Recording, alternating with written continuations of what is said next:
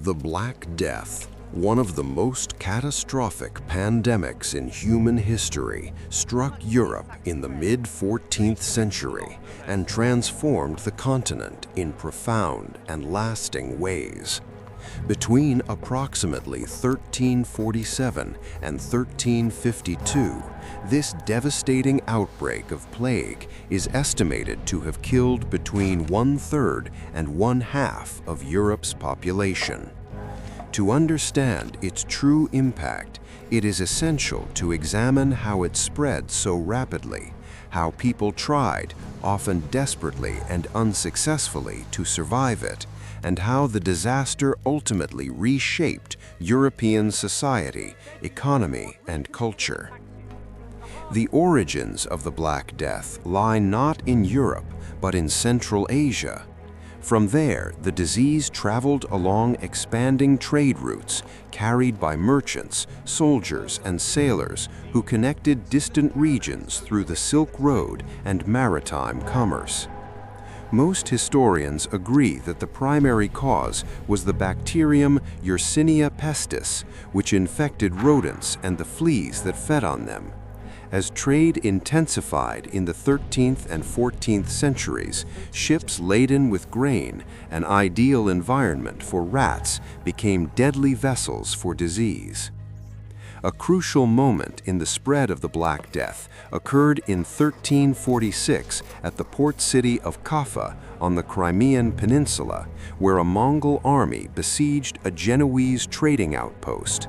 When plague broke out among the besieging forces, some chronicles report that the attackers catapulted the bodies of their own plague victims over the city walls.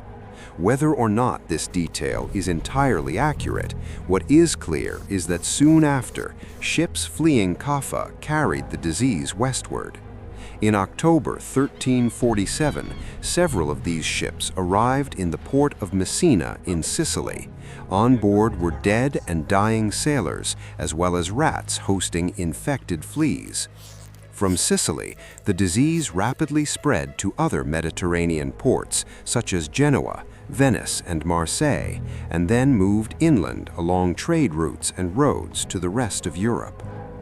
The Black Death spread through several interconnected mechanisms. Bubonic plague, the most common form, was transmitted when fleas that had fed on infected rodents bit humans, introducing the bacteria into their bloodstream and causing painful swellings or buboes in the lymph nodes.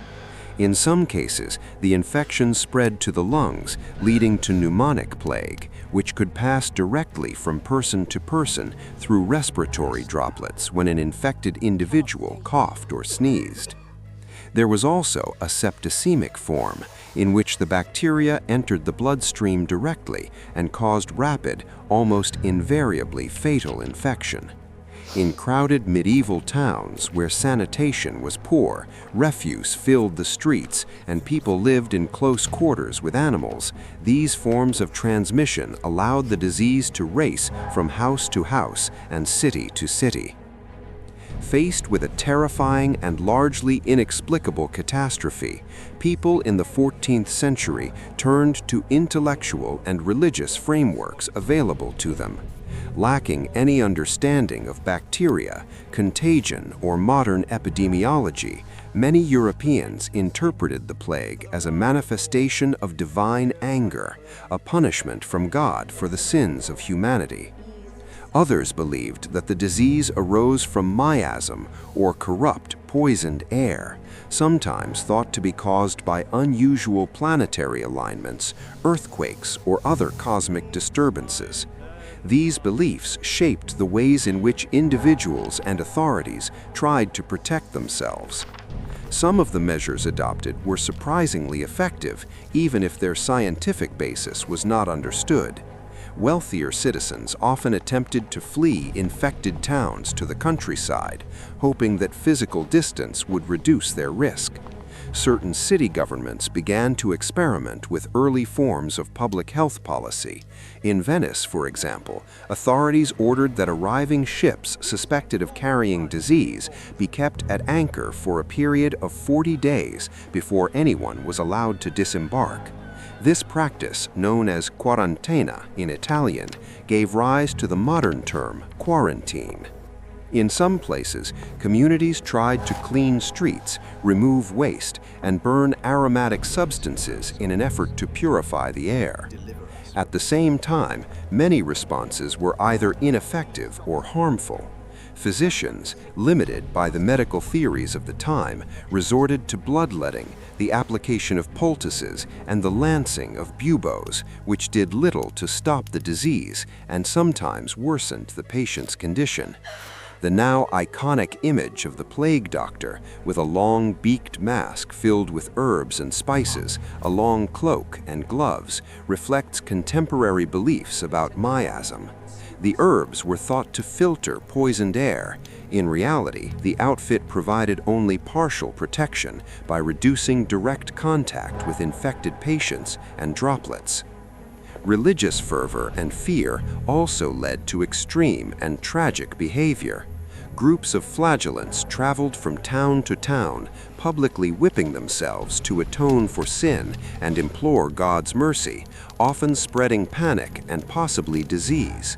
In many regions, Jewish communities and other minorities were falsely accused of poisoning wells or deliberately causing the plague. This scapegoating resulted in violent persecutions, massacres, and expulsions, adding a human-made terror to an already overwhelming natural disaster. Despite the immense human suffering, the Black Death initiated far-reaching changes that reshaped Europe in the decades and centuries that followed. One of the most immediate consequences was a severe labor shortage. With such a large portion of the population dead, there were simply not enough people to work the land, tend flocks, or staff workshops. As a result, surviving peasants and laborers found that their work had become much more valuable. In many areas, wages rose, and workers gained leverage to negotiate better conditions. This helped to undermine the rigid structures of medieval feudalism, in which many peasants had been bound to serfs, to the land, and to their lords. Over time, more flexible wage-based economic relationships emerged, contributing to the gradual decline of serfdom in Western Europe. The plague also had significant effects on religious life and political authority. The failure of prayers, processions, and traditional rituals to halt the disease led some people to question the effectiveness and spiritual authority of the Church. While many remained devout or even intensified their piety, others became more skeptical, criticizing negligent or corrupt clergy and doubting the value of elaborate ceremonies that appeared powerless against the epidemic. Lay people increasingly turned to more personal forms of devotion, local confraternies, and unofficial holy men and women outside traditional church structures. At the same time, secular rulers who managed to maintain order, regulate prices, or organize rudimentary health measures could enhance their prestige, while those who failed to respond effectively saw their legitimacy erode. In this way, the Black Death not only reshaped individual beliefs, but also subtly shifted the balance between religious and political authority in late medieval Europe.